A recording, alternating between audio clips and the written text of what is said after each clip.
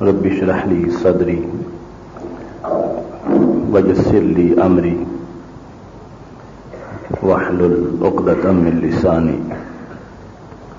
يفقهوا قولي. الحمد لله الذي لا مانع لحكمه ولا ناقض لقضائه، والصلاة والسلام على سيد انبيائي وسند اولیائی وعلى احبابه المعارضین لأعدائی. اما بعد فاعوذ باللہ من الشیطان الرجیم. بسم اللہ الرحمن الرحیم. اذا سمعتم آیات اللہ یکفر بها ویستہزأ بها فلا تقعدوا معهم حتى يخوضوا في حدیث غیرہ انکم اذا مثلهم. صدق اللہ العظیم وصدق رسولہ النبی الکریم الامین. ان اللہ وملائکتہ یصلون علی النبی یا ایھا الذین آمنوا صلوا علیہ وسلموا تسلیما. منزہ عن شریک فی محاسنہ فجوہر الحسن فیہ غیر منقسم. یا اکرم الخلق مالی من الوذ به سواک عند حلول الحادث العممی. رب صل وسلم دائما ابدا علی حبیبک خیر الخلق کلہم. اللہ تبارک و تعالی جل جلالہ وعم نوالہ واتم برہانہ وعظم شانہ کی حمد و ثنا اور حضور سرور کائنات مفخر موجودات زینت بزم کائنات قائد الانبیاء محبوب کبریا احمد مجتبی جناب محمد مصطفیٰ صلی اللہ علیہ وآلہ واصحابہ وبارک وسلم کے دربار گوہر بار میں ہدیہ درود السلام عرض کرنے کے بعد آج ہمارے خطبہ جمعۃ المبارک کا موضوع ہے نظریہ پاکستان اور قومی تعلیمی پالیسی. میری دعا ہے خالق کائنات جل جلالہ ہم سب کو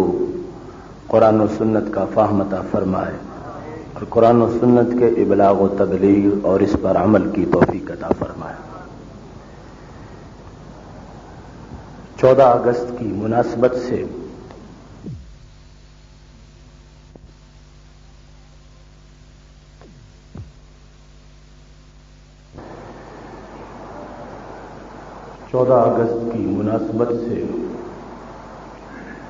نظریہ پاکستان کی ترویج و اشاعت کے حوالے سے آج کا ہمارا موضوع کرنٹ افیئرز کے لحاظ سے اہم ترین موضوعات میں سے ہے. اس کو دل کے کان کھول کے سننا اور اس کی حرارت کو اور اس کی لطافت کو زمانے میں عام کرنے کے لیے اپنا بھرپور کردار ادا کرنا. چونکہ ہم جس ملک میں رہتے ہیں اس کی بنیاد ہی ایمان پر ہے، اس کی اساسی کلمہ ہے اور اس کی بنیادیں ایک نظریے پر ہیں. تو اس واسطے نظریہ پاکستان پر گفتگو یہ پاکستان کی بقا کا سب سے بڑا سبق ہے. آج قومی تعلیمی پالیسی کے لحاظ سے ہمیں جن خطرات کا سامنا ہے نظریہ پاکستان کی روشنی میں ہم ان خطرات کو محسوس کرتے ہوئے حقیقت حال کو واضح کرنے چاہتے ہیں قبل اس کے کہ اس کے بھیانک نتائج سامنے آئیں، کل ہمارا شمار ان لوگوں میں ہو کہ جنہوں نے قبل از وقت خطرات سے قوم کو آگاہ کیا تھا اور اپنی ذمہ داری کا فریضہ سر انجام دیا تھا۔ محتشم سامعین حضرات، جس طرح کہ ہمارے قرآن میں باقی سب چیزوں کا ذکر ہے، ایسے ہی قرآن مجید برہان رشید میں تعلیمی پالیسی کا بھی تذکرہ ہے کہ مسلم امہ کی تعلیمی پالیسی کیا ہونی چاہیے۔ خالق کائنات جل جلالہ سورہ نساء میں ارشاد فرماتا ہے، اذا سمعتم آیات اللہ یکفر بها ویستہزأ بها، جب تم سنو کہ کچھ لوگ اللہ کی آیات کا انکار کر رہے ہیں، اگرچہ تم خود نہیں کرتے، ان کو انکار کرتے سنو، وَيُسْتَهْزَوْا بِهَا، اور تم یہ دیکھ لو اور سن لو کہ کچھ لوگ اللہ کی آیات کا مذاق اڑا رہے ہیں، تنقید کر رہے ہیں ان پر، تو تمہارا اس وقت فرض کیا ہے؟ تمہیں فَلَا تَقْعُدُوا مَعَهُمْ، ان کے پاس مت بیٹھو۔ لا وہ کلمہ ہے کہ جس کی وجہ سے خالق کائنات جل جلالہ نے ہمیں دیگر بہت سی برائیوں سے بچنے کا حکم دیا، اسی کو استعمال کرتے ہوئے جیسے میرے کہنے پر تم شراب کو حرام سمجھتے ہو، زنا کو برا سمجھتے ہو، قتل اور ڈاکے کو ناجائز سمجھتے ہو، لا تقعدوا معہم، جب تم کچھ ایسے لوگوں کو دیکھو کہ وہ اللہ کی آیات کا انکار کرتے ہیں یا مذاق اڑاتے ہیں تو تم ان کے پاس نہ بیٹھو،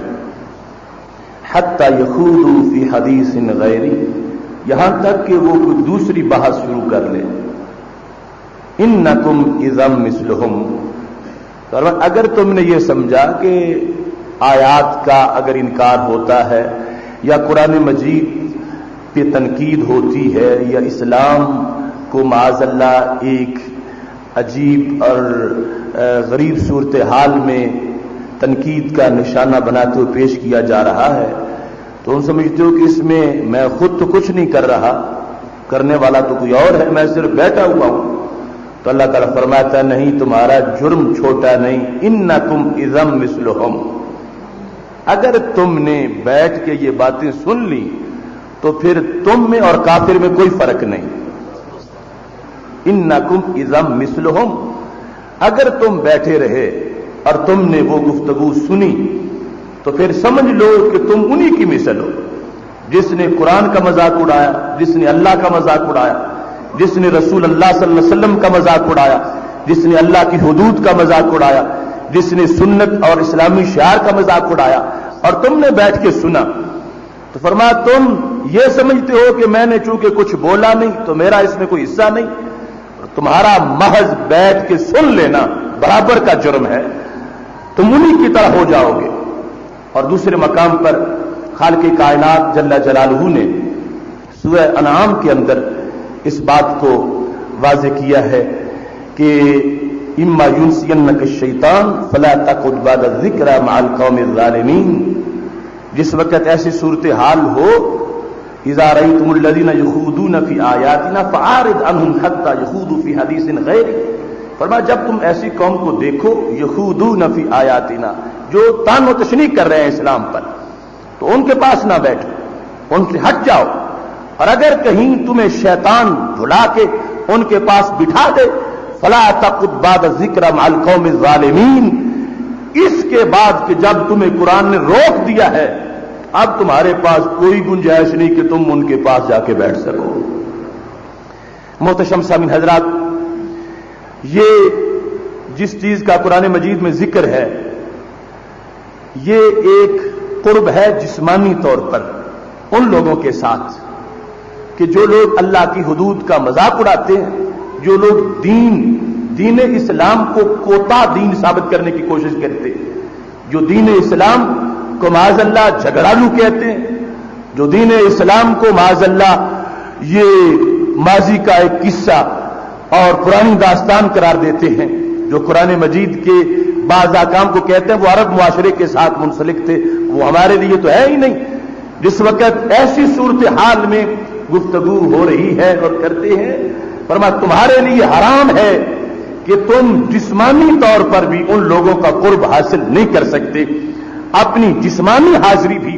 تمہارے لیے ان کے ساتھ حرام ہے۔ خالق کائنات جل جلالہ نے اس حکم میں قیامت تک کے لیے مسلم امہ کو یہ پابند کر دیا کہ تمہارے لیے کسی عیسائی کا لیکچر سننا جائز نہیں، کسی یہودی کی تبلیغ سننا جائز نہیں، تمہارے لیے کسی قادیانی کا کوئی درس سننا جائز نہیں، اور کسی بھی بد عقیدہ کا کوئی پیغام سننا جائز نہیں۔ اگر تم کہتے ہو کہ میں محض صرف سننے گیا تھا تو اللہ فرماتا انکم اذا مثلہم، ہم بھی اسی جرم کو بتا رہے ہیں کہ تمہارا سننا ہی جرم ہے۔ کون ہے شخص جو کہتا ہے کہ میرے افکار میرے کنٹرول میں ہیں اور جب آگ جلے گی تو میں گھی کو نہیں پگھلنے دوں گا؟ تو جب اتنا کنٹرول نہیں ہے تو پھر کیوں وہ چینل کھولے جائیں جن پہ زہر گھولا جا رہا ہے، اور کیوں ان لوگوں کے بکواس سنے جائیں کہ جو ہر وقت اسلام پر تنقید کر رہے ہیں، اور انٹرنیٹ پہ کیوں ان لوگوں کے ساتھ ڈائلاگ کیا جائے کہ جن کا جواب دینے کی صلاحیت موجود نہ ہو؟ یہاں تو بڑے سے بڑا جو ہے اس کے لیے بھی گمراہی کے چانس موجود ہے۔ تو اس واسطے اللہ تعالیٰ نے مسلم امہ کے افراد کو، عوام کو، لوگوں کو یہ پابند کر دیا کہ کبھی بھی ایسے چسکے لینے کے لیے ایسے لوگوں کی باتیں نہ سنو، تم پر تمہارے دین نے حرام کر دیا ہے کہ وہ لفظ تمہارے کانوں میں داخل نہیں ہونے چاہیے۔ اس واسطے آج تو جو صورتحال بنی ہوئی ہے اس میں ہر شخص جو ہے وہ اپنے گھر میں مجتہد بھی ہے، مجدد بھی ہے، جس کو گنتی کے 300 لفظ آتے ہوں وہ بھی سمجھتا ہے کہ میں بھی امت کا کوئی مسئلہ حل کر سکتا ہوں، اور جس کو محلے کی پنچایت میں بھی کوئی بٹھاتا نہ ہو وہ بھی ٹی وی کی سکرین پر بیٹھ کر آج وہ دنیا کے انٹرنیشنل افیئرز پر گفتگو کر رہا ہے۔ ایسی صورتحال کے اندر ہمیں اپنا اس سلسلے میں میڈیا کے استعمال کے سلسلے میں جو فرض ہے وہ بھی تو سمجھنا چاہیے کہ خالق کائنات جل جلالہ نے ہمارے لیے یہ اجازت نہیں دی کہ ہم یوں خام خیال لے کر اور کچے دماغ لے کر اور اوروں کے سامنے اپنے آپ کو پیش کر دیں کہ جو کچھ کرتے ہو ہم سے کرتے رہو۔ ہرگز اسلام نے اس کی اجازت نہیں دی۔ یہ کام ایک تھا جسمانی قرب کا، ہم جس پہ گفتگو کر رہے ہیں وہ ہے نصاب تعلیم، جو ایک روحانی قرب ہے۔ جب کسی کا نظریہ پڑھا جاتا ہے، نصاب تعلیم جب کسی کے حوالے سے مرتب کیا جاتا ہے تو یہ چیزیں پھر بالخصوص نئی نسل کے لیے، ینگ جنریشن کے لیے، نئے لوگوں کے لیے کہ جن پر ابھی تک اسلام کے اثرات وہ ان کی تختیوں پر پوری طرح رقم اور نقش نہیں ہوئے، ان لوگوں کو، ان بچوں کو، قوم کی ان نونہالوں کو ایسے نصاب کے سپرد کر دینا کہ جو ان کے ظاہر کو نہیں باطن کو بدلنے والے ہیں۔ کتنی بڑی بے وقوفی ہوگی اور کتنی بڑی حماقت ہوگی۔ آج اگر والدین کو اپنے بچوں کے ناشتے کا فکر ہے کہ ہمارے بچوں کا ناشتہ صحت مند ہونا چاہیے، تو ان کو سوچنا چاہیے اتنا صحت مند ناشتہ ضروری نہیں جتنا صحت مند نظریہ ضروری ہے۔ اگر ناشتہ اس میں آلودگی آ بھی گئی تو کچھ وقت کے لیے جسم بیمار ہوگا، لیکن اگر نظریہ آلودہ ہو گیا تو پھر روح نکل جائے گی۔ آج لوگ یہ تو سوچتے ہیں کہ ہمارے بچوں کے لیے فلٹرڈ پانی ہونا چاہیے، لیکن ان کو یہ سوچ نہیں کہ فلٹرڈ کہانی ان کو پڑھانی چاہیے۔ آج جس وقت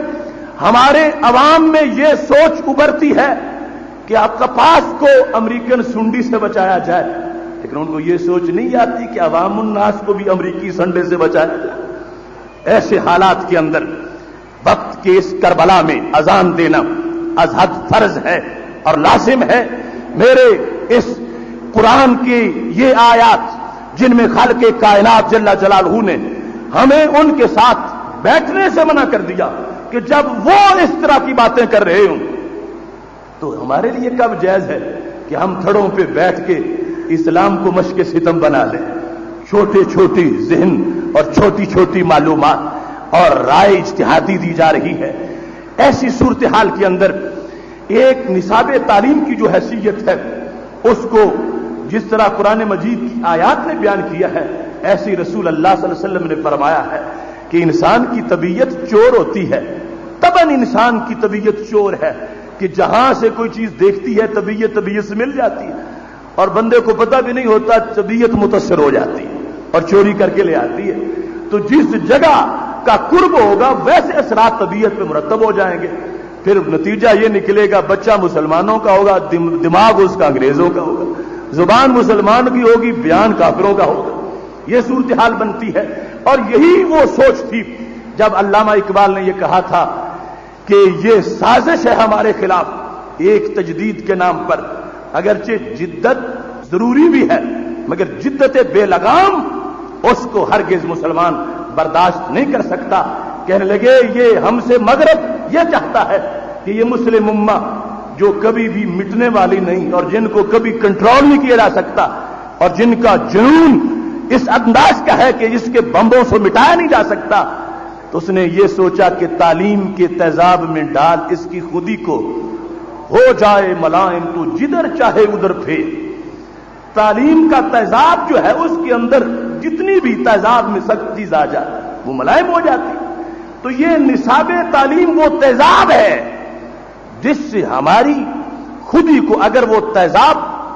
اس طرح کا ہے، واشنگٹن کا ہے، اسرائیل کا ہے اور انڈیا کا ہے یا ان کے خوشہ چین لونڈوں کا ہے، تو پھر وہ تیزاب ہماری غیرت کو ملائم کر دے گا، ہماری حریت کو اور ہماری خودی جو ہے اس کو ختم کر دے گا. اس واسطے نصاب تعلیم کو علامہ اقبال کی رائے میں وہ تیزاب کہا جاتا ہے کہ جس تیزاب میں جیسی خصوصیت ہوگی ویسا ہی اس کے بعد اثرات مرتب ہو جائیں گے. اگر وہ تیزاب مدینہ شریف کا ہے تو پھر اسی تیزاب میں جس وقت حضرت عمر فاروق رضی اللہ تعالی عنہ کی طبیعت جاتی ہے تو وہ زمانے میں اسلام کے لمبردار بن جاتے ہیں. وہ تیزاب اس عمر کو کہ جس سے 5 اونٹ لائن میں کھڑے نہیں ہوتے یوں بنا دیتا ہے کہ وہ عمر پوری دنیا کو ایک لائن میں کھڑا کر دیتا ہے.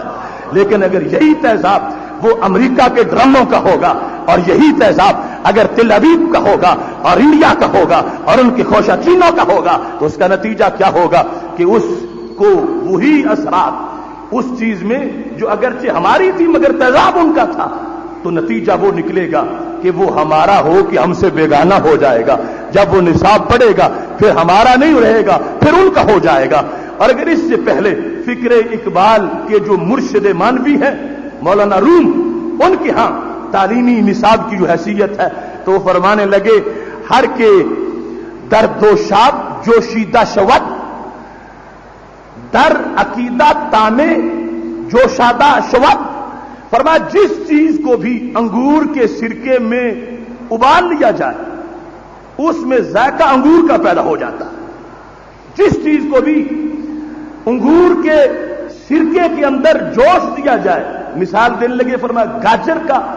سرکے کے اندر گاجر کو جوش دو تو گاجر میں بھی ذائقہ انگور کا آ جائے گا. وہ انگور کے نچوڑ میں اگر تم بادام کو وہاں پہ ابالا دے دو تو بادام کے اندر بھی اس کی تاثیر داخل ہو جائے گی. تو یہ ایک ایسی چیز ہے اگر وہ نچوڑ روحانیت کا ہے، اخلاص کا ہے اور روشن خیالی جو مدنی روشن خیالی ہے، پھر عام انسان مزدور کا بیٹا ہو، کسان کا بیٹا ہو، جب اس نچوڑ میں اس کی فکر کو ابالا دیا جائے گا تو وہ بھی وقت کا غزالی بن جائے گا. اور اگر وہ نچوڑ جو ہے اس کی حیثیت خراب ہے تو پھر جو چیز اس میں ڈالی جائے گی اس میں اگرچہ نام ان کے پہلے اور تھے، اس کو تم گاجر کہتے تھے، اس کو تم بادام کہتے تھے، اس کو تم بئی کہتے تھے، لیکن جب اس نچوڑ میں اس کو جوش دیا گیا اب اس میں ایسی چیز آ گئی ہے جو اس نچوڑ میں تھی تو اس وجہ سے تعلیمی نصاب وہ چیز ہے کہ جس کے اندر نونہالوں کی اذہان کو جوش دیا جا رہا ہے، ابالے دیے جا رہے ہیں۔ اگر یہ نصاب بالکل شستہ شائستہ ہوگا تو پھر سمجھو کہ کل ان کے ذہنوں سے کہیں حضرت داتا گنج بخش اجمیری رحمت اللہ علیہ کی خوشبو آئے گی، اور کہیں حضرت خواجہ اجمیری رحمت اللہ علیہ کی خوشبو آئے گی، اور پوری امت کے جو عظیم نام ہے روشنی کے سب وہاں سے نظر آئیں گے۔ اور اگر ایسا نہیں ہے تو کہیں وہ واشنگٹن کی بولی بولے گا، کہیں تل ابیب کی بولی بولے گا، اور کہیں وہ اس انداز میں ہوگا کہ آپ شرمائیں گے کہ یہ کس انداز میں گفتگو کر رہا ہے، بول رہا ہے۔ اس واسطے نصاب کی اہمیت کو کبھی بھی پس پشت نہیں ڈالا جا سکتا۔ ان تاریخی حوالوں کے لحاظ سے ہمیں یہ سوچنا ہے کہ جس وقت ہمارے اسلاف نے یہ خطرہ محسوس کیا، اور علامہ اقبال یہ کہنے لگے کہ ہے مداوائے جنوں نشتر تعلیم جدید، میرا سرجن رگے ملت سے لہو لیتا ہے مداوائے جنوں نشتر تعلیم جدید، کہ یہ مسلمانوں کا جو جنوں ختم نہیں ہوتا، تعلیم جدید سے نشتر لگا کر ان کا خون نکالو تو وہ سارا جنوں ختم ہو جائے گا۔ آج وہ معاملہ جو ہم سے دور تھا وہ ہم تک آ پہنچا، ہمارے گھروں تک آ پہنچا۔ آج پاکستان کی یونیورسٹیوں اور کالجوں کو دو پالیسیوں کے ساتھ امریکہ کی چھاؤنیاں بنایا جا رہا ہے۔ یونیورسٹیوں کو بورڈ آف گورنرز کے ذریعے اور کالجوں کو اور پھر یونیورسٹی آرڈیننس کے ذریعے یہ ایسے لبرل لوگ مسلط کیے جا رہے ہیں کہ جو ہمارے نصاب کو بھی ختم کرنا چاہتے ہیں، ہماری غیرت کو اور معاملات کو اور جو اسلامی حریت ہے اس کا سودا کرنا چاہتے ہیں۔ اور پھر جو اس نصاب پر امتحان ہے تو اس کی راکھی میں ملت کے خربوزے تھے اور آغا خان بورڈ کا گیدڑ اس کی راکھی کے لیے بٹھا دیا گیا ہے۔ ایسی صورتحال کے اندر ہم آج کے اس موضوع میں صرف یہ جائزہ نہیں لیں گے کہ فلاں کتاب میں کیا ہوا، فلاں میں کیا تبدیلی ہوئی، وہ ہمارا پہلے موضوع گزر چکا ہے، لیکن اساسی صورتحال جو ہمارے نصاب تعلیم کی ہونی چاہیے، جس کا قرآن و سنت کا تقاضا ہے، اور جو ہماری تاریخ جو تسلسل پیچھے آ رہا ہے جو وہ تقاضا ہے، اس کے مطابق ہم جائزہ لیں گے کہ کس حد تک چوری ہو چکی ہے اور کس حد تک دشمن منہ کھولے بیٹھے ہیں، اور ہمیں کس انداز میں ان لوگوں کے سامنے ڈٹ کے مقابلہ کرنا چاہیے۔ دیکھیے یہ جو خطرات آج جو فکری محاذ پر لڑائی جاری ہو گئی ہے اور تہذیبی تصادم بھی سامنے ہے، ہم پڑھتے ہیں تو سمویل ہنٹنگٹن نامی مصنف جس وقت ہمارے خلاف سب سے زہر زیادہ اگلنے والا ہے، تو اس نے اپنی کتاب کے اندر ہو آر ہوئی میں یہ لکھا ہے، اس نے مسلم امہ پر کنٹرول پانے کے لیے جو تجاویز دی ہیں ان میں سے ایک تجویز یہ ہے کہ ماڈرنٹی کے نام پر مسلم امہ کے اقدار کو بدل دیا جائے، جو قطرے ہیں مسلم امہ کی تجدید کے نام پر، جو پرانا ان کے نزدیک ایک بنا ہوا ہے کہ یہ داتا صاحب نے کیا تھا، یہ خواجہ صاحب نے کیا تھا، یہ محمد بن قاسم نے کیا تھا، یہ صلاح الدین ایوبی نے کیا تھا، اس انداز میں جو یہ سوچتے ہیں تجدید کے نام پر ان کو کہہ دیا جائے وہ زمانہ اور تھا، وہ حالات اور تھے، اس وقت کے تقاضے اور تھے، اب تقاضے اور ہیں، اس وقت سر اٹھانے کا دور تھا، اب سر جھکانے کا دور ہے۔ تجدید کے نام پر مسلم امہ جو ہے ان کے اندر سے تبدیلی لائی جائے۔ اگر ہم حملہ کریں گے تو اتنا اثر نہیں ہوگا جتنا ان کی اندر سے گماشتے بولیں گے تو نقصان ہو سکے گا۔ اس پر بحث کرتے کرتے بالآخر اس نے فیصلہ کیا، کہتا ہے کہ ہمارے نزدیک اسلام کی پاور کا سب سے بڑا جو پاور ہاؤس ہے وہ مدارس دینیہ ہے اور وہ اسلامی نصاب ہے۔ جب تک مدارس دینیہ کو بند نہ کر دیا جائے اور ان کے اثرات کو ختم نہ کیا جائے اس وقت تک ہم کبھی بھی مسلم امہ پر کنٹرول نہیں پا سکیں گے۔ مدارس دینیہ اگرچہ ڈائریکٹ ایک علیحدہ شعبہ ہے، لیکن یہ سکولوں کے اندر اگر دین کی جو رمق ہے تو انہیں مدارس دینیہ کی وجہ سے، انہی کی وجہ سے سکولوں میں اگر آج تک حمیت موجود ہے تو وہ ایک ذیلی شعبہ ہے مدارس دینیہ کی غیرت کا، کہ وہاں کی غیرت جہاں تک پہنچتی ہے۔ تو اس نے کہا ان کو دو چیزوں سے ہم ان کا خاتمہ کر سکتے ہیں، یا تو مدارس کو ویسے ہی دہشت گردی کے الزام میں بند کرا دیا جائے خود حکمرانوں سے جو مسلم امہ میں موجود ہیں، یا پھر کہنے لگا کہ ان کے نصاب کو جدت کے نام پر مغرب زدہ بنا دیا جائے تاکہ نہ رہے بانس اور نہ بجے بانسری. یہ سوچیں جو ان کی تھیں انہوں نے سوچا, اور یہ تو اقبال کہہ رہے تھے کہ وہ ایسا کریں گے, اور آج انہوں نے یہ ایسا کرنے کا عزم کیا ہے اور اس کے نتائج ہمیں پاکستان میں نظر آتے ہیں. ایک طرف عراق میں اسٹار ٹی وی پر عیسائی بھونکتا ہے تو کہتا ہے اے عراقیوں کس لفظ سے کس زبان سے ان کو بلاتا ہے ہمارے کلدانی آشوری بھائیوں, ہم تجدید عراق کی میں تمہیں حصہ دار بنانا چاہتے ہیں. تو عراق والوں کو اس نے کلدانی کہا, اس نے آشوری کہا, جو وہاں کی پرانی تہذیب تھی اسلام سے پہلے, اس کا نام لے کر اس نے ہماری چھاتی میں چھرا گھونپا کہ وہ عراق جو اسلام کا عراق ہے اس کو آشوریوں کا عراق کہا, اس کو کلدانیوں کا عراق کہا, اس کو پرانی نام نہاد تہذیبوں کے نام سے پکارا. ایک طرف اس عیسائی کی بات ہے اور دوسری طرف ہمارے وزیر تعلیم کا بیان ہے جو کہتا ہے ہماری تہذیب محمد بن قاسم کے زمانے سے نہیں, ہماری تہذیب تو ہڑپا سے ہے, ہماری تہذیب ٹیکسلا سے ہے, ہماری تہذیب اشوکا سے ہے, ہماری تہذیب منجودھارو سے ہے, اور ہماری تہذیب وہ کہتا ہے گندھارا سے ہے. اب دیکھو کتنی مناسبت ہے, ادھر وہ عیسائی بولتا ہے, ادھر یہ بوڑھا بابا جو جرنیل رہا اور پھر ریٹائرڈ ہو گیا, اتنا ہوش اس کو سلامت نہیں, ان کی بولی بولنے میں شرم نہیں آتی. محمد بن قاسم اور مدنی اور مکی تہذیب اور کلچر کے خلاف بولتے ہوئے کہ ہماری تہذیب تو ہڑپا والی ہے اور یہ ملا ہے, انہوں نے لوگوں کی خوشیاں ان کو لوٹ رکھا ہے, ہمیں مل بیٹھنے نہیں دیتے. کہنے لگا کہ ہمارا ہندو مسلم کلچر میں کوئی فرق ہی نہیں ہے, ہمارا کلچر تو ایک کلچر ہے. اب جس ملک کے وزیر تعلیم کا یہ حال ہو, اب اس میں تعلیم کیسی ہوگی؟ اگر ہمارا اور انڈیا کا ہندوؤں کا کلچر ایک ہے تو پھر ان قبروں والوں کو جا کے بتاؤ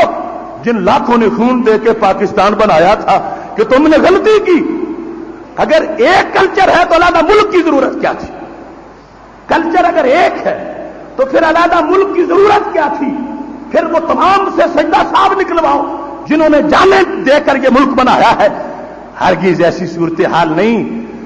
کلچر اور تہذیب کسے کہا جاتا ہے؟ کلچر میں سر فہرست دین ہوتا ہے, دین کے ہیرو ہوتے ہیں, اپنی تاریخ کے لوگ ہوتے ہیں, اور طریقہ عبادت ہوتا ہے, اور رہن سہن کے انداز ہوتے ہیں. یہ کلچر ہے. تو دیکھو اگر تم کہتے ہو اب جو گندھارا سے ہم اپنا نظام چلائیں گے تو وہ تو بدھ تھا, اس کے ساتھ اپنا نظام چلانا چاہتے ہو تو پھر یہ لنگوٹے پہنو اور بھاشن دیا کرو. تمہاری تہذیب اگر بدھ سے ملتی ہے اور اگر تمہارا ہندو سے کلچر ملتا ہے تو ان کی کتاب تو گیتا ہے, پھر اس کو سامنے لے آؤ. کتاب, ہیرو, یہ سارے کلچر کے حوالے ہوتے ہیں. ان کا ساواجی ہے اور تمہارے رسول عربی ہیں صلی اللہ علیہ وسلم. تو کلچر یہ کیسے ہوا؟ وہ گائے کو پوجتے ہیں, تم گائے کو کھاتے ہو. وہ گائے کا گوبر اس تھڑے پہ لگاتے ہیں جہاں پہ بیٹھ کے ناشتہ کرتے ہیں, اور تم گائے کے گوبر سے نفرت کرتے ہو. تو پھر کلچر ایک جیسا کیسے ہو گیا؟ نہیں نہیں, یہ غلطی ہے, یہ جرم ہے, یہ خطا ہے, یہ امت کے خلاف بہت بڑا ایکشن ہے. ہمارا کلچر ہڑپا سے نہیں مکہ سے آیا ہے.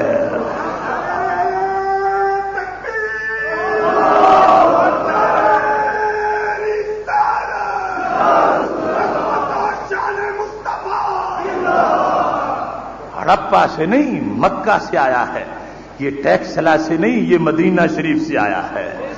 ہمارا کلچر تو وہ ہے جو رسول اکرم نور مجسم شفیع معظم صلی اللہ علیہ وسلم نے دیا ہے. یہ جو رہن سہن کا کلچر ہے یہ تو خود ایک ہی ملک میں بدل جاتا ہے. گرمیوں کے اندر وہ مری والوں کا کلچر اور ہے, ہمارا کلچر اور ہے, پشاور والوں کا کلچر اور ہے, پنجاب والوں کا کلچر اور ہے. یہ نہیں, ہم روحانی کلچر کے والے تھے کہ جو کلمہ ہم پڑھتے ہیں وہی مراکش والے بھی پڑھتے ہیں, جو کلمہ ہم پڑھتے ہیں وہی فلسطین والے بھی پڑھتے ہیں. ہمارے کلچر کی مدار کلمے پر ہے, کیونکہ پوری دنیا میں ہمارا کلمہ ایک ہے, تو ہمارا کلچر بھی ایک ہے۔ اب دیکھیے ایسی صورتحال کے اندر جس وقت کلچر اور ثقافت کی بات ہوتی ہے تو ان لوگوں نے واضح کہہ دیا ہمارا کلچر ایک ہے، ہماری ثقافت ایک ہے، ہم ایک جیسے ہیں۔ تو یہ سب سے بڑا اس ملک کی نظریاتی جڑ پر کلہاڑا چلانا ہے کہ جس وقت اس چیز کا انکار کر دیا جائے جس کے وجہ سے یہ ملک بنا تھا اور یہ ملک اس کی وجہ سے ہی باقی رہ سکتا ہے۔ اب دیکھیے ہم جس وقت ادھر ان کے خرافات دیکھتے ہیں اور ادھر ان کی حماقتیں دیکھتے ہیں تو ہم چپ کیسے رہ سکتے ہیں؟ یہ ہمارا دین ہے، یہ ہمارا کلمہ ہے، یہ ہماری غیرت ہے، اس کا ہم سودا نہیں ہونے دیں گے، اور جب تک انشاءاللہ جان میں جان رہے گی چوروں کے خلاف بولیں گے، ورنہ کل قیامت کے دن ہمارے خلاف ایکشن ہو جائے گا۔ اگر چھوٹا ایکشن ان کا ہو گیا تو وہ معمولی ہے، اللہ کے فضل سے بڑے ایکشن سے تو بچ جائیں گے۔ اب دیکھیے وہ اس ملک پنجاب کا گورنر جب تک گورنر نہیں بنا تھا اس وقت اور طرح کا تھا۔ اتفاق ہے کہ جب یہ اپنی گورنرشپ کا ہنی مون منا رہا تھا سب سے پہلا عوامی جلسہ میری اور اس کی تقریر اکٹھی ہوئی، سوئے اصل وہ لاہور صوفہ یونیورسٹی کا افتتاح تھا، امام برک امام شاہ نورانی رحمۃ اللہ علیہ کی صدارت، تو اس دن بول رہا تھا تو ہر لفظ سے روحانیت کا حوالہ دے رہا تھا کہ یہ داتا صاحب اور یہ خواجہ صاحب اور یہ تصوف اور یہ روحانیت اور یہ طریقہ کہتا ہے کہ ہم پنجاب یونیورسٹی میں پوسٹ گریجویٹ کے اندر میوزیکالوجی استعمال کرنا چاہتے ہیں اور میوزک کی کلاسیں لگانا چاہتے ہیں، میوزک کی کلاسیں پنجاب یونیورسٹی میں ہم کھولنا چاہتے ہیں۔ اب دیکھیے ایک طرف ہمارے لیے جس وقت یہ صورتحال سامنے آتی ہے، آج RID کے نام پر ایسا ادارہ بنا دیا گیا جس کو 50 کروڑ روپیہ صرف مسلمانوں کی غیرت لوٹنے کے لیے دیا گیا ہے۔ اس کا صدر امریکہ سے منگایا گیا اور اس کا اجلاس لاہور میں 3 دن کروایا گیا، اور اس کے بکواس کیا تھے؟ فکر اقبال کو وہ ڈاکہ ڈالنا چاہتے ہیں، وہ اقبال جس کی شاعری میں 60% مغرب کو تنقید بنایا گیا۔ علامہ اقبال کی پوری شاعری جو ہے اس میں 60% حصہ مغرب کے خلاف ہے، 20% انڈیا کے خلاف ہے، ہندو تہذیب کے خلاف ہے۔ اب Iqbal international institute for research education and dialogue یہ ادارہ بنایا گیا اور اس کو یہ کام سونپا گیا کہ تم نے فکر اقبال کا جو نظریہ ہے جس کی وجہ سے ایک عام طبقے کے اندر بھی حرارت پیدا ہوتی ہے، جو قرآن و سنت کی تعلیمات کو عام لوگوں کے لیے اپنے اشعار میں پیش کرتے ہیں، تم اس کو بدلو، اور ان کو یہ کام دیا گیا۔ تو افتتاحی اجلاس میں اس کے صدر ڈاکٹر فتح عثمان کی تقریر کیا تھی؟ کہنے لگا اب وہ وقت آ گیا ہے کہ مغرب اور ہماری تہذیب ایک ہو گئی ہے۔ وہ اقبال جو کہہ رہے تھے شاخ پر بیٹھ کر اس کو کاٹنے کے حوالے دیتے تھے اور مغرب کی تہذیب پہ تابڑ توڑ حملے کرتے تھے، اور جو کہتے تھے لڑا دے ممولے کو شہباز سے، اس اقبال سے یہ کچھ ایسا حاصل کرنا چاہتے ہیں کہ جس کی وجہ سے ملت کی جڑیں کھوکھلی ہو جائیں۔ اس کا یہ جملہ سنو، کہنے لگا اب وقت آ گیا ہے کہ ہمارے بچے بھی وہ سینمے کی جو تہذیب ہے اس کو اپنائیں گے،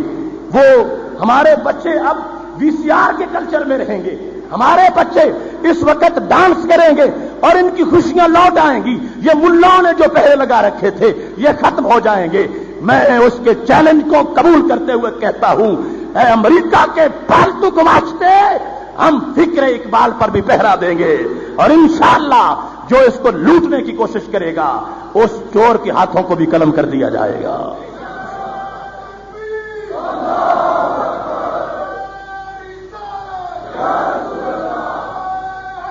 اللہ الرحمن الرحیم۔ محترم سامعین اکرام، یہ CD آپ کی خدمت میں الفاروق کے سٹ ہاؤس خیالی اڈا کی طرف سے پیش کی جا رہی ہے۔ قبلہ ڈاکٹر محمد اشرف آصف جلالی صاحب حافظہ اللہ تعالی کے تمام بیانات کی آڈیو کیسٹیں اور آڈیو ویڈیو CDs الفاروق کے سٹ ہاؤس خیالی اڈا سے حاصل کریں۔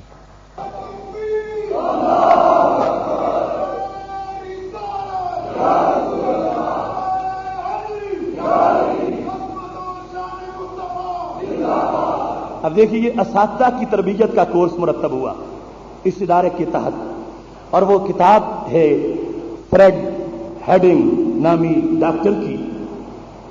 اس نے کتاب لکھی جس کا نام ہے modern teaching and Islamic tradition. اس کتاب میں اس نے طریقے بتائے ہیں کہ کس طرح اساتذہ کی برین واشنگ کی جائے گی جو کالجوں یونیورسٹیوں میں پڑھائیں گے، اور پہلی کھیپ میں 150 اساتذہ کو تربیت دی جا رہی ہے۔ 150 جب گندے ہو جائیں گے تو تقریباً 40-50 لاکھ طالب علموں کو وہ خراب کریں۔ یہ قوم کے جن کے پاس رات کھانے کو کچھ نہیں، ان کا 50 کروڑ ان ڈاکوؤں کو کیوں دیا گیا کہ جو دین لوٹے، ایمان لوٹے اور ہمارے لیے نصاب بنائے؟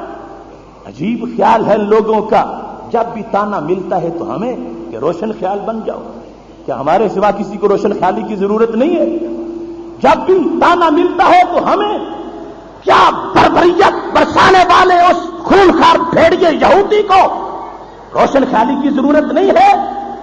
کیا انڈیا کے گماشتوں کو روشن خیالی کی ضرورت نہیں ہے؟ ہمیں روشن خیال بنانے والوں، ہمارے رب نے ہمارے حق میں فیصلہ کیا ہے، پہلے کوئی امت ایسی نہیں تھی کہ جس کی ذہانت اتنی ہو کہ آگے نبوت کا دروازہ بند کر دیا جائے۔ یہ اس امت کی شان ہے کہ اللہ نے فرمایا اب جو فیض نبی سے لے لیں گے قیامت تک روشنی کرتے رہیں گے۔ ہمیں سمجھانے کے لیے کورس کرائے جا رہے، ہمارے لیے کتابیں لکھی جا رہی ہیں۔ 1500 افغانی استاذوں کو اور 500 طلبہ کو انڈیا بھیجا گیا، اس نام نہاد کرزئی نے بھیجا کہ وہاں جا کے یہ ثقافت پڑھ کے آئیں انڈیا کی، اور وہاں سے برین واشنگ کرا کے آئیں۔ اسلام آباد سے 500 اساتذہ کو امریکہ بھیجا گیا، ان کی وہاں تربیت ہو رہی ہے۔ یہ ہماری یونیورسٹیوں کو، درسگاہوں کو، ہمارے ان اداروں کو معاذ اللہ ایک امریکی مورچہ بنانا چاہتے ہیں، اور اس انداز میں قوم کے نام جو نونہال ہیں ان کے دماغوں کو قسمتوں کے ساتھ کھیلنا چاہتے ہیں۔ اس واسطے ہرگز ہم ایسی تبدیلی کو ہضم نہیں کر سکتے، نہ ہم سے یہ برداشت ہو سکتا ہے کہ اب جس وقت نصاب بننے سے پہلے کی باتیں تھیں، یہ کہا جا رہا تھا گندھارا سے لیں گے، آریہ سے لیں گے، اور یہ کریں گے وہ کریں گے۔ میں کہتا ہوں کتنے پاگل ہو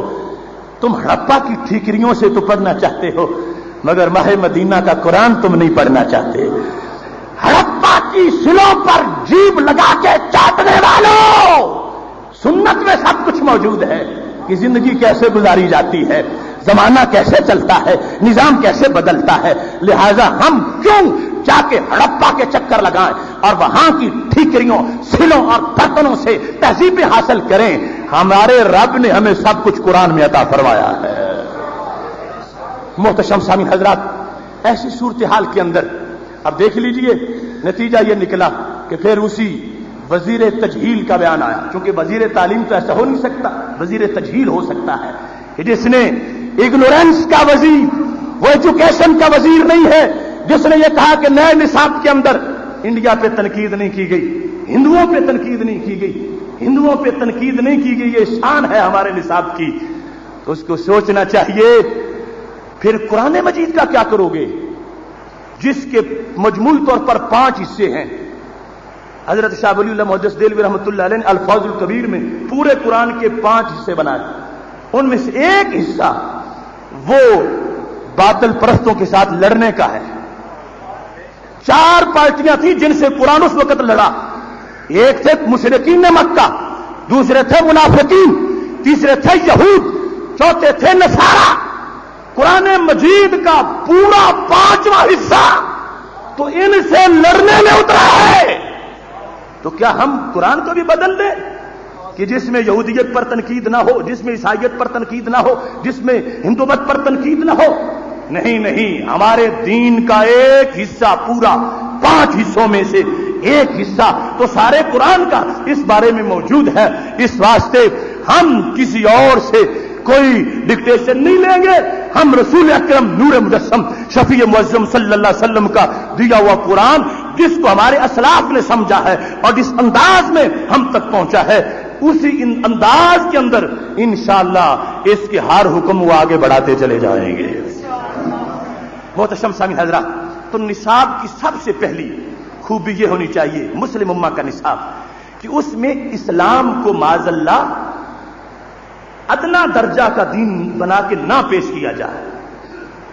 آج کے نصاب میں کوشش یہ ہو رہی ہے کہ ہر برتری ان کی بیان کرو, ہر خوبی ان کی بیان کرو, ہر فضیلت ان کی بیان کرو. ظالموں, جب بچے یہ کہیں گے کہ فضیلتیں ان میں ہیں تو ہمیں اس دین کی ضرورت کیا,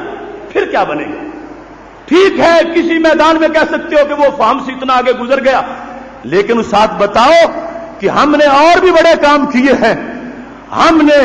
اور میدانوں میں کتنی ترقیاں کی ہیں. یہ دل اور دماغ اس کو طہارت دینے میں ہم نے جتنا شیطان کا مقابلہ کیا ہے, اور ہم نے اپنے آپ کو باطل کے خلاف اور شہوات کے خلاف جہاد کے اندر جس انداز میں کیا ہے, اصل ہمارا شعبہ موجود ہے. یہ ایک جزوی بات ہے جس میں فلاں نے اتنی ترقی کی, ہم بھی اس میں کریں گے.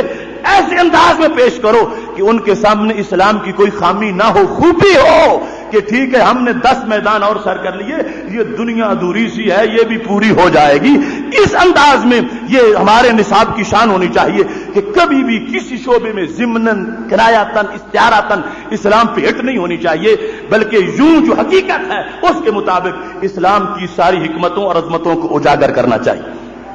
دوسرے نمبر پر جو باطل کے خلاف عزم ہے جہاد کا, اس کو پوری طرح بچوں کے اندر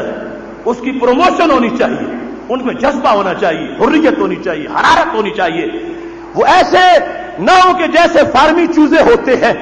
بلکہ ان کے اندر اتنی حماست ہو کہ ان کو آگ میں بھی ڈالا جائے پھر بھی وہ حرارت برداشت کر کے بھی اپنے دین کی بلندیوں کے نعرے لگاتے رہیں. ان کے سامنے مغرب کا کلچر اور مغرب کی تہذیب جو ہے اس کو یوں نہ بیان کیا جائے کہ ان کی بھی رال ٹپ کے ہم ویسے ہی بن جائیں. ایسا نصاب ہو, ایسا دین ہو کہ جس میں اگرچہ میں کل بھی پرسوں ایک اجتماع میں تقریر کر رہا تھا, وہاں پر مدارس کے لحاظ سے بیان ہو رہا تھا, تو میں نے کہا کہ ہم اس کے خلاف نہیں کہ کسی بندے کو جو عصری علوم ہیں ان کو پڑھنے سے ایک پابندی لگائیں, لیکن آخر اس کی وجہ کیا ہے؟ یہ کیوں ضروری ہے کہ جس بندے کو ماڈرن روم آتے ہوں وہ ضرور بابو ہی ہو؟ اس کے چہرے پہ داڑھی تو ہونی چاہیے اور اس کے سر پہ امامہ بھی ہونا چاہیے. یہ چیزیں اصل کمانڈ اس پر دین کی نظر آئے کہ جس صورت کو دیکھ کے امریکہ گھبراتا ہے,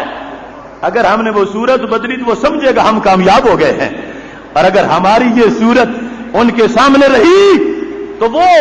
ایک ایک بندہ جو سنت کے سائے میں ان کو نظر آئے گا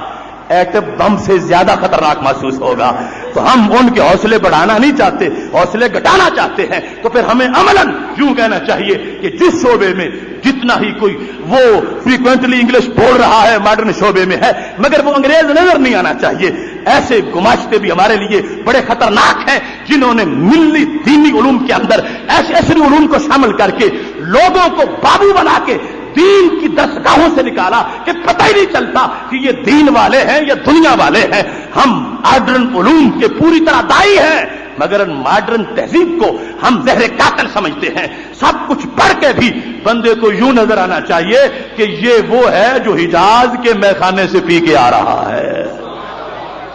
اس واسطے یہ صورتحال. تیسرے نمبر پر ہمارے نصاب تعلیم میں مایوسی نہیں ہونی چاہیے جو آج پھیلائی جا رہی ہے. بالکل یوں بنا دیا ہے کہ مرنے سے پہلے مر جاؤ, تمہاری تو ضرورت ہی نہیں رہی, مسلمانوں تمہیں مر جانا چاہیے, یہ ہمیں نصاب پڑھایا جا رہا. کسی آنے والے طوفان کا ڈراوا دے کر ناخدا نے مجھے ساحل پہ ڈبونا چاہا کہ چونکہ آگے بھی طوفان آ جائے گا, ڈوب جاؤ گے, یہیں ڈوب جاؤ. یہ ہمیں حوصلے دیے جا رہے ہیں ڈوب جانے کے. نصاب تعلیم ایسا ہونا چاہیے اگر 100% بھی سامنے ناکامیاں نظر آ رہی ہوں معاشرے کے اندر تو پھر بھی ایسی غیرت اور حریت دینی چاہیے کہ اقبال کہتے ہیں کہ نکل کے صحرا سے جس نے روما کی سلطنت کو الٹ دیا تھا, سنا ہے کرسیوں سے میں نے وہ شیر پھر ہوشیار ہوگا. حوصلے بلند ہونے چاہیے اور نصاب ایسا ہونا چاہیے کہ جس سے شوق ہو, ذوق ہو, بلندی ہو. حالات سب کے سامنے ہوتے ہیں, لیکن اگر جس نے حالات کو سنبھالنا ہے وہی ہائے کرنا شروع کر دے تو بیچارے نچلوں کا کیا ہوگا؟ وہ کہے گا ماں مار دیں گے, ہمیں رسوا کر دیں گے, ہمیں کھانے کو نہیں دیں گے. نہیں, نصاب ایسا ہونا چاہیے کہ جس سے فقر غیور کی ترجمانی ہوتی ہو کہ جو کچھ ہو جائے دنیا تو دنیا ہے, ہم دنیا والے نہیں ہیں، صرف ہم تو دین کا سایہ رکھنے والے ہیں۔ جس وقت امان اللہ خان نے افغانستان میں نصاب ترتیب دینے کے لیے آج سے 1 صدی قبل علامہ اقبال کو دعوت دی تو نصاب کمیٹی کا اجلاس ہو رہا تھا، نصاب کیسا ہونا چاہیے اور جو اسلامی ادب ہے اور جاہلیت کا ادب ہے ان میں فرق کیا ہے، ایسی صورتحال میں بات ہو رہی تھی تو علامہ اقبال نے بڑی عجیب بات کہی، کہنے لگے کہ میں تو اس کو جانتا ہوں کہ رسول اکرم نور مجسم شفیع معظم صلی اللہ علیہ وسلم کے سامنے امرؤ القیس کا ذکر کیا گیا، جاہلیت کا بہت بڑا شاعر، وہ جس کے قصیدے کعبہ میں لٹکائے گئے تھے معلقات، وہ امرؤ القیس جب اس کا تذکرہ رسول اللہ صلی اللہ علیہ وسلم کے سامنے کیا گیا فرمایا وہ جہنمی شاعروں کا سردار ہے سردار مگر جہنمی شاعروں کا۔ لیکن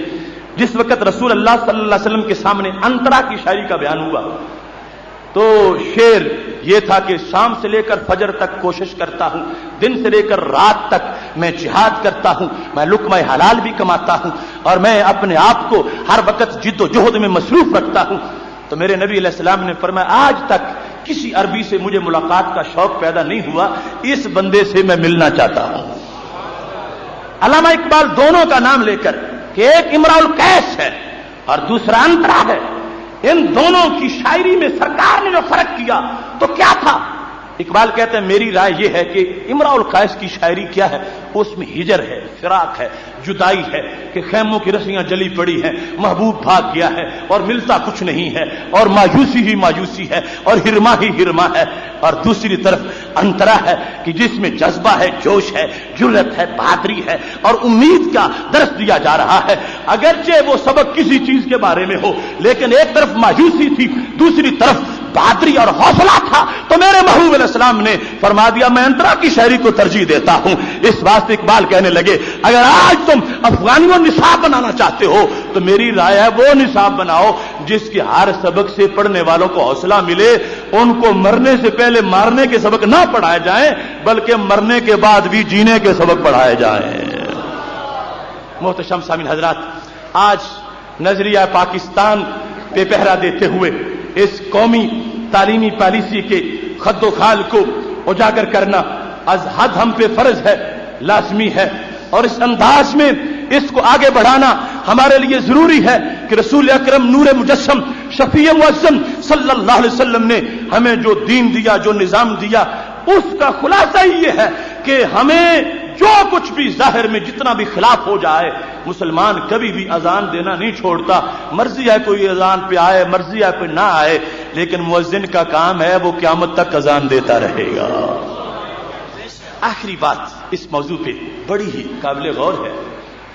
آج یہ تو فیشن بن گیا ہے کہ یہ کہا جائے کہ یوں نہیں ہونا چاہیے تھا، یہ شریعت میں جو اگر یوں ہوتا تو بڑا اچھا تھا، یہ تو معمولی سی ہٹ ہے نا، اس سے آگے پہنچتے ہیں۔ لیکن یاد رکھو جو ابلیس کافر بنا تو سبب کیا تھا؟ سب سے مردود، سب سے ناپسندیدہ شیطان ہے، وہ کافر کیوں بنا؟ کیا تم یہ سمجھتی ہو کہ صرف سجدہ ترک کر دیا تو کافر ہو گیا؟ ترک سجدہ تو کفر کی دلیل نہیں ہے۔ کتنے مسلمان ہیں جن کو کہا گیا کہ اقیموا الصلاۃ نماز پڑھو تو ترک سجدہ کر جاتے ہیں، تو کیا کافر ہو جاتے ہیں؟ جتنے بھی بے نمازی ہیں کیا کافر ہے؟ کافر نہیں ہے، تو اس نے بھی ترک سجدہ ہی کیا، تو اگر ترک سجدہ سے وہ کافر ہو گیا تو ہر بندہ جو نماز نہیں جس نے پڑھی اس کو کافر ہو جانا چاہیے۔ حالانکہ ہمارے مذہب میں خوارج تو کافر مانتے ہیں، لیکن اہل حق ہر دور میں، جو کہ قرآن مجید کی آیات کا حکم ایسا ہے کہ کبیرہ گناہ ہو جائے پھر بھی بندہ کافر نہیں ہوتا، پھر بھی رہتا مسلمان ہے، اگرچہ فاسق ہو گیا ہے، فسق ہو گیا اس سے،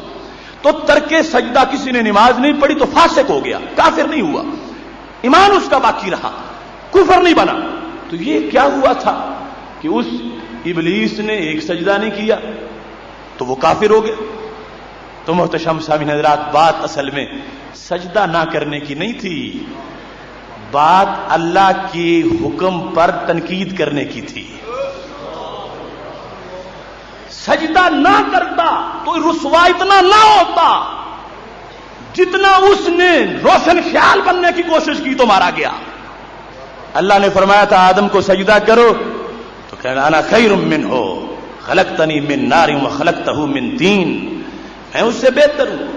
سجدہ کیوں کروں اس کو؟ تو نے مجھے آگ سے پیدا کیا، ان کو مٹی سے پیدا کیا، مٹی نیچے جاتی ہے، آگ اوگر جاتی ہے، میں اوپر والا ہوں، میں سجدہ کیوں کروں؟ تو خلاصہ کیا بنا؟ اس نے ضمناً اپنی گفتگو میں یہ کہہ دیا کہ اللہ تجھے یہ حکم مجھے نہیں دینا چاہیے تھا، مجھ جیسے کو تو نے یہ حکم دیا۔ تو معاذ اللہ اس نے اللہ کے فرمان کی قباحت بیان کی کہ اللہ نے حکم اچھا نہیں دیا۔ یہ وہ ظاہر کر رہا تھا کہ میرے اللہ کو حکم دینے کا بھی پتہ نہیں کہ کس کو کیا کہنا چاہیے، کس کو کیا کہنا چاہیے، مجھے یہ کہہ دیا کہ میں آدم کو سجدہ کروں۔ تو معاذ اللہ وہ اللہ کے فیصلے پر تنقید کر رہا تھا کہ میری عقل نہیں مانتی کہ ایسا کیا جائے، اب خدا کہتا ہے تو میں نہیں مانتا، عقل کو درمیان میں لے آیا۔ تو کیا ہوا جب اس نے اللہ کی حکم کو کبھی سمجھا کہ یوں ہونا نہیں چاہیے تھا، آخر کچھ دیکھا بھی جائے میں افضل ہوں وہ مفضول ہے، مجھے کہا جا رہا ہے کہ سجدہ کرو، تو اس نے اللہ کا حکم جو تھا اس جدو والا، اس کے لحاظ سے اس نے اللہ کے حکم پر ہٹ کی،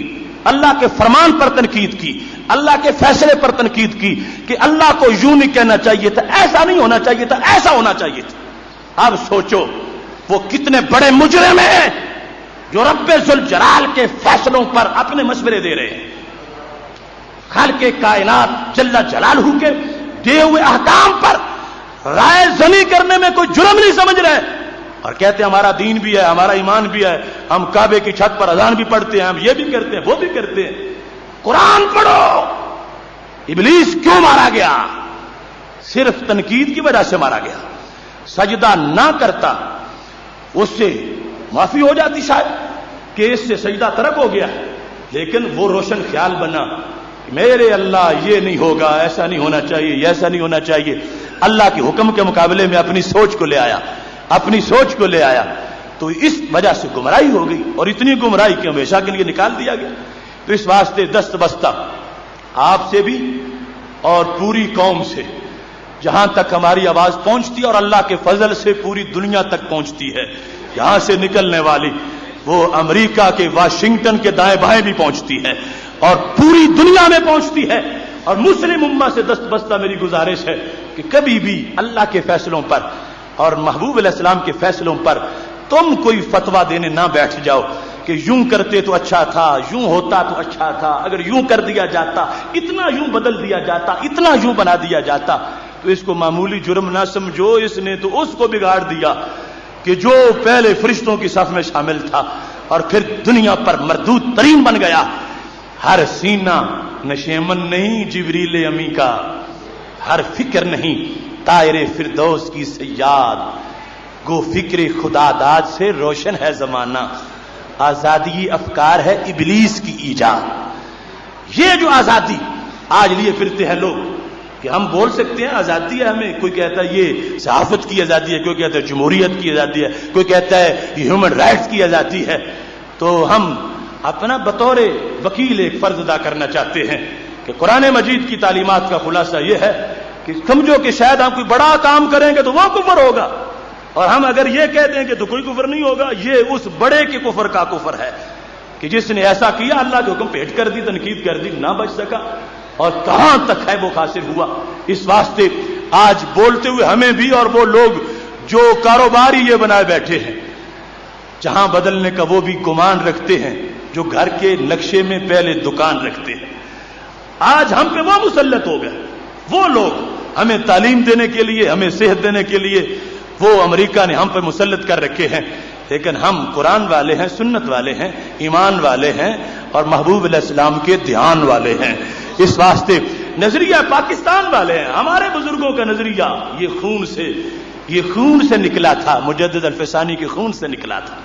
یہ نظریہ، اس واسطے ہم اس کو پامال نہیں کرنے دیں گے۔ اور میں تو یہ بات ختم کرتے ہوئے کہتا ہوں، یاد ہے تم کو ہندوستان پہ جب انگریز کا سایہ تھا، گنگا جمنا کی وادی پہ کفر کا بادل چھایا تھا، مسلم لیگ نے گھر گھر جا کے قوم کو پکڑ جگایا تھا، آل انڈیا سنی کانفرنس نے پاکستان بنایا تھا۔ اب اس دیش کے وارث ہم ہیں، دیش کے وارث ہم ہیں، ہم نے اسے بچانا ہے۔ پاکستان بنایا تھا، پاکستان بچانا ہے۔ شیخ مجدد نے جو تخم ارد ہند میں ڈالا تھا، خیر آبادی نے لو دے کر اس گلشن کو پالا تھا۔ فکر رضا نے اس گلبن میں ہر سو کیا اجالا تھا۔ آل انڈیا سنی کانفرنس نے اس کا ثمر سنبھالا تھا۔ اس نظریے کو پھر ہم نے اب جگ میں پھیلانا ہے۔ پاکستان بنایا تھا، پاکستان بچانا ہے۔ امن سکون سے بیٹھنے والوں آج اونچے ایوانوں میں، اسلام آباد کے حکمرانوں سے کہہ رہا ہوں، امن سکون سے بیٹھنے والوں آج اونچے ایوانوں میں، ان کو بھی تو یاد کرو جو کٹ گئے تھے میدانوں میں۔ کیسی غیرت تھی ان میں اور قوت تھی ایمانوں میں، آج وہ ہم سے کہتے ہیں فردوس کے بالا خانوں میں، ہم نے جس کو لو دیا تھا تم نے اسے چلانا ہے۔ پاکستان بنایا تھا، پاکستان بچانا ہے۔ کچھ ایسے ہیں جو لو مل کے آ بیٹھے ہیں شہیدوں میں، ان کی ملت بنی وطن سے خود کہتے تھے جریدوں میں۔ وحدت ہند تھی لیلا ان کی ہر جا نغم قصیدوں میں، وحدت ہند تھی لیلا ان کی، وہ جو کہتے تھے ملت از وطن از، حسین احمد مدنی جیسے لوگ، وہ پورا طبقہ۔ کچھ ایسے ہیں جو لہو مل کے آ بیٹھے ہیں شہیدوں میں، ان کی ملت بنی وطن سے خود کہتے تھے جریدوں میں۔ وحدت ہند تھی لیلا ان کی، اکھاڑ انڈیا اکھنڈ بھارت، اکھنڈ بھارت کے آج بھی وہ نعرے لگاتے ہیں۔ وحدت ہند تھی لیلا ان کی، ہر جا غزل قصیدوں میں، بڑی خوشی سے بیٹھتے تھے وہ گاندھی جی کے مریدوں میں۔ ہم نے ایسے ستم گروں کو بھی شیشہ دکھلانا ہے۔ پاکستان بنایا تھا، پاکستان بچانا ہے۔ یہ ہماری اس وقت کی کاوش اور کوشش ہے، اور یقیناً ملت کی ہر درد مند انسان کا یہی پیغام ہے۔ اللہ کے فضل سے امید ہے انشاءاللہ ہم اپنی منزل تک پہنچیں گے اور ہم اپنا فریضہ انجام دینے میں انشاءاللہ کامیابی حاصل کریں گے۔ اس وقت یہ میرے ہاتھ میں ایک کتاب ہے جس کا نام ہے شاہراہ اہل سنت۔ یہ بڑی ہی مفید کتاب ہے۔ جس طرح کہ موجودہ زمانے میں زرد صحافت کا دور چلتا ہے، تو کچھ مذہبی زرد صحافت کے حواری ہیں جو ہر ہفتہ اور مہینے میں کبھی کسی نام سے زہر گھولتے ہیں، کبھی کسی نام سے زہر گھولتے ہیں۔ تو ایسی ایک کتاب شاہراہ بہشت لکھی گئی اہل سنت کے عقائد کے خلاف، اور اس کو دعویٰ اور دیگر سرگرمیوں والوں نے آگے پہنچایا۔ تو ہمارے بہت جلیل القدر عالم دین ابو کلیم محمد صدیق فانی جو ہے، انہوں نے اس کا کتاب شاہراہ اہل سنت کے نام سے لکھا، اور ان کے جتنے اعتراضات تھے بڑا ہی قوت کے ساتھ ان کا جواب دیا، اور وہ بڑی زہریلی کتاب تھی۔ اس پر جو انہوں نے چھڑکاؤ کیا ہے، اس کی وجہ سے اس کے اثرات انشاءاللہ ختم ہو جائیں گے۔ تو آپ حضرات بہر سٹال سے اس کو ضرور لے کے جائیں، آپ کو بڑا فائدہ دے گی۔ ساتھ ہی میں یہ عرض کرنا چاہتا ہوں کہ آج جس وقت اندھیرے چھا رہے ہیں، ایسے دور میں ہماری ایک ایسی شخصیت ہم سے جدا ہو گئی جو موجودہ روشن خیالوں کے خلاف قلم کے لحاظ سے بڑا جہاد کرنے والے تھے۔ میری مراد ہے محسن اہل سنت حضرت پروفیسر محمد حسین آسی صاحب رحمہ اللہ تعالی۔ شکرگڑھ میں ان کا وصال ہوا، آستانہ عالیہ علی پور سیدہ شریف سے ان کا تعلق تھا۔ تو میں تمام حضرات سے گزارش کرتا ہوں کہ ان کی روح کے ایصال ثواب کے لیے اور شہداء آزادی اور قائدین آزادی کی ارواح کے ایصال ثواب کے لیے فاتحہ شریف پڑھیں تاکہ دعا مانگی جائے۔ الحمدللہ رب العالمین والعاقبۃ للمتقین والصلاۃ والسلام علی رسول کریم۔ یا اللہ، جو کچھ ہم نے پڑھا ہے اس کو رسول اللہ صلی اللہ علیہ وسلم کی وسیلہ جلیلہ سے تیرے دربار میں پیش کرتے ہیں، قبول فرما۔ الہ العالمین اس کے اجر و ثواب مرتب فرما۔ یا اللہ، اس کا ثواب رسول اللہ صلی اللہ علیہ وسلم کی روح کے لیے پیش کرتے ہیں، قبول فرما۔ آپ کے وسیلہ جلیلہ سے تمام انبیاء کرام علیہ السلام، صحابہ کرام علیہم رضوان، شہداء کرام، ازواج مطہرات، اہل بیت اطہار رضوان اللہ علیہم اجمعین، تابعین، تبع تابعین، ائمہ طریقت، ائمہ شریعت، جمیع المسلمین والمسلمات کی ارواح کے لیے پیش کرتے ہیں، قبول فرما۔ بالخصوص شہداء آزادی کی ارواح کے لیے، قائدین آزادی کی ارواح کے لیے، اور حضرت مولانا محمد حسین آسی رحمہ اللہ تعالیٰ کی روح کے لیے، اور امریکہ کے خلاف لڑنے والے سارے مجاہدین کی ارواح کے لیے جو شہید ہو گئے ہیں، پیش کرتے ہیں۔ اے اللہ، ان کے مزارات پر کروڑوں رحمت نازل فرما، اور میرے مولا ہم سب کو یہود، ہنود اور نصارہ کے شر سے محفوظ فرما. وصلی اللہ تعالی علی حبیبہ خیر خلقہ سیدنا مولانا محمد وآلہ وصحبہ اجمعین. بسم اللہ الرحمن الرحیم. محترم سامعین اکرام، یہ سی ڈی آپ کی خدمت میں الفاروق کے سٹ ہاؤس خیالی اڈا کی طرف سے پیش کی جا رہی ہے.